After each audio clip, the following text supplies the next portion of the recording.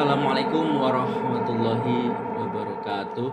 Selamat datang kembali di channel Mr. Zack Pendongeng Horor. Halo, apa kabar teman-teman sekalian? Semoga kita semua selalu diberkahi oleh Allah dengan kesehatan yang prima, rezeki yang luas, kemudahan, keberkahan dan kebahagiaan hidup dunia dan akhirat. Amin amin ya robbal alamin.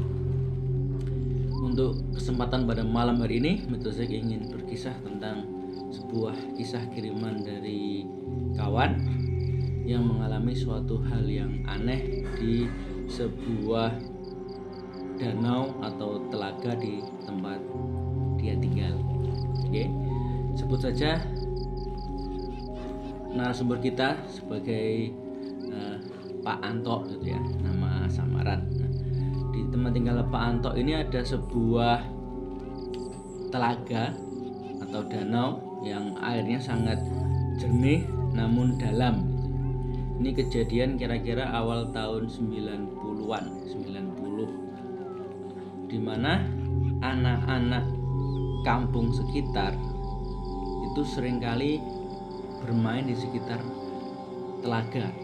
Dan kalau yang bapak-bapak itu biasanya di sisi yang lain itu memancing, ada sebagian yang menjalankan. Tapi intinya anak-anak sering bermain di situ, mulai dari bermain berenang sampai bermain sepak bola di tepian telaga. Sampai suatu ketika menjelang isya, ya sudah gelap menjelang isya, ada info atau kabar yang didengar oleh Pak Anto, karena Pak Anto ini pada waktu itu boleh dibilang sebagai orang yang dituakan atau orang yang ditokohkan di tempat tinggalnya. Dilapori bahwa ada anak yang hilang, gitu ya, anak yang hilang dan diduga itu bisa jadi hanyut tenggelam di telaga tersebut. Nah, kemudian Pak Anto bersama dengan warga yang lain itu mencoba mencari keberadaan si anak tersebut, gitu ya.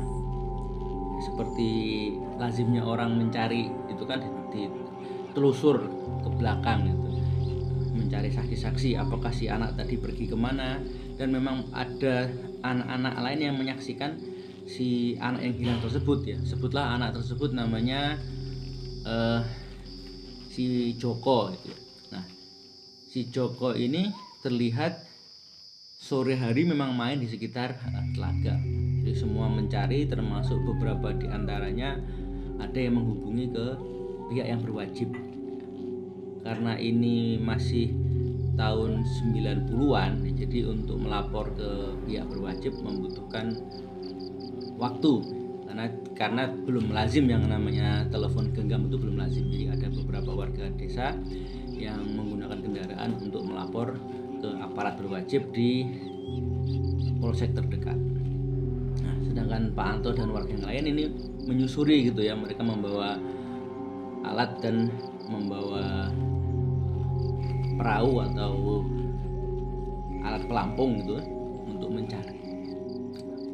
Tapi sebelum lebih jauh kita ke cerita, seperti biasa Mr. Zack ingin mengucapkan banyak-banyak terima kasih untuk teman-teman semua yang sudah mendukung berkembangnya channel ini, yang sudah mampir, yang sudah mendengarkan, yang sudah like, share, komen, dan subscribe. Hal jazaul ihsani ilal ihsan. Tidak ada suatu balasan atas kebaikan kecuali kebaikan itu sendiri.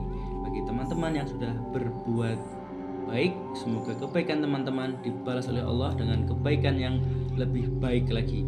Bagi teman-teman yang mendengarkan tapi belum subscribe, mohon izin di subscribe terlebih dahulu supaya Mr. Zack lebih bersemangat membuat konten-konten horor terbaru. Oke, kita ke cerita. Kemudian karena memang jarak dari telaga tersebut ke kota kecamatan lumayan jauh, ada warga yang berinisiatif untuk menghubungi semacam paranormal atau cenayang, gitu ya. Kira-kira dini hari itu datanglah ya, bersamaan datangnya petugas yang berwajib, petugas kepolisian bersama orang yang dianggap sebagai paranormal atau ahli spiritual. Semua berkoordinasi, mengingat karena ini boleh dibilang telaganya sangat dalam, sangat luas dan gelap, oleh pihak berwajib disarankan bahwa pencariannya dihentikan dulu malam hari ini gitu, karena memang ada risiko angin, dan kalau malam itu telaga seperti berombak gitu ya, jadi takutnya ada risiko yang lain tenggelam, maka pencarian malam itu dihentikan oleh pihak kepolisian untuk dilanjutkan besok saja ketika terang tanah, ketika sudah pagi.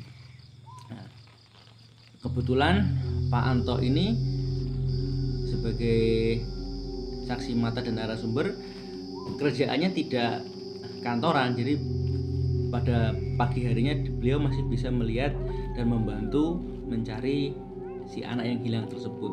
Dugaan memang hilang terseret arus di telaga atau di danau tersebut. Sedangkan si paranormal itu pada hari itu Pak Anto melihat si paranormal sedang duduk di tepi danau sambil komat-kamit seperti baca doa atau baca sesuatu gitu ya. Kemudian tangannya si paranormal itu seperti menepuk air gitu ya, menepuk air di danau tersebut atau di telaga tersebut. Selama puluhan tahun tidak ada yang namanya hewan-hewan seperti buaya, atau kalaupun ada ya ular-ular kecil gitu, ular-ular seperti ular piton atau hewan yang besar lagi seperti buaya tidak ada. Jadi kalaupun anak ini hilang itu diduga adalah tenggelam, bukan karena diseret buaya atau dimakan ular. Tapi si paranormal ini menepuk-nepuk gitu ya, menepuk-nepuk seperti berkomunikasi. Singkat cerita, warga ini ada yang bertanya gitu, bagaimana dengan si anak tersebut gitu ya, karena memang pencarian ini sudah dilakukan dari pagi sampai sore, itu belum memberikan hasil ya. Karena pihak kepolisian mencari itu selama terang tanah ya, pihak SAR, pihak kepolisian, pihak aparat itu mencari ketika terang tanah. Kalau malam berhenti karena takutnya ada resiko-resiko yang lain.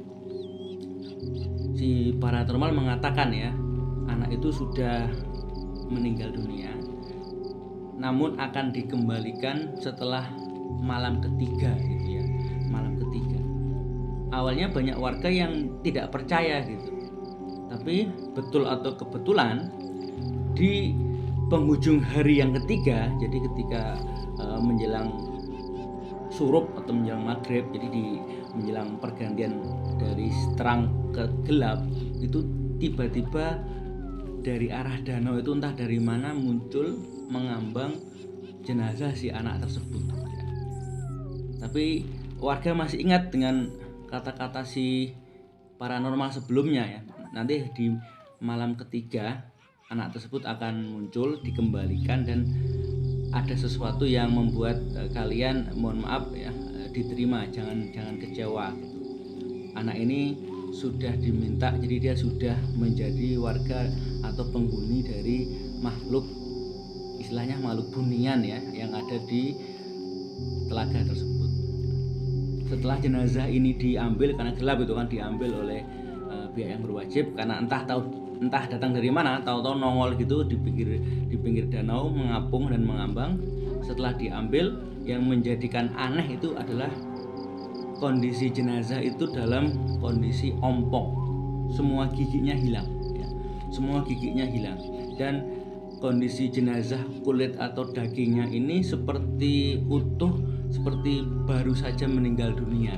Logikanya kan kalau jenazah terendam air lebih dari 1 hari itu kan akan ada bekas-bekas bekas-bekas basah bekas-bekas membengkak gitu ya. Jadi kalau kita berenang kelamaan itu kan kulit pori-pori akan melebar, kemudian akan semacam kayak tanda-tanda kulitnya memutih atau membiru. Ini tidak ya, seperti orang yang baru saja mandi, hanya sekedar basah, kulitnya masih fresh, tidak ada bekas biru, tidak ada bekas putih, tidak ada bekas terendam lama. Tapi kanan yang kedua, semua giginya hilang. Jadi anak kira-kira usia 12-an tahun ini ompong, benar-benar ompong, giginya hilang. Jadi tidak mungkin gigi tengkorak itu lepas sendiri ya. Yang kita ketahui kan kalau misalkan di penggalian makam gitu bisa jadi masih utuh ya, giginya menempel di tengkorak. Ini ompong dan seperti baru saja meninggal dunia. Karena memang ingat dengan omongannya si paranormal, jenazah anak tersebut dikembalikan dan untuk dikebumikan sebagaimana layaknya. Sekian hari setelah dikebumikan, ketika para warga yang khususnya beraktivitas di sekitar danau atau telaga gitu kan, di pinggirnya ada semacam jalan setapak atau jalan tanah yang seringnya dilewati sebagai jalan pintas ya, dari kota kecamatan menuju ke lokasi ya. Jadi ketika tahun 90-an ya masih gelap, di pinggir-pinggir danau masih gelap, belum banyak pencahayaan. Ketika orang pulang dari bepergian dengan menggunakan sepeda atau menggunakan sepeda motor, itu sering melihat si anak tersebut yang dinyatakan meninggal di telaga atau di danau itu terlihat termenung dan duduk di pinggiran telaga. Sering sampai sekitar 7 hari setelah dimakamkan, setelah malam yasinan ke-7, sudah tidak ada penampakan anak yang duduk termenung di pinggiran danau. Baik, demikian untuk kisah malam hari ini. Sebelum Mitrozek pendongeng horor undur diri, mungkin apabila ada teman-teman yang memiliki kisah horor dan ingin berbagi, silakan, alamat ada di kolom deskripsi. Mitrozek undur diri. Wassalamualaikum warahmatullahi wabarakatuh.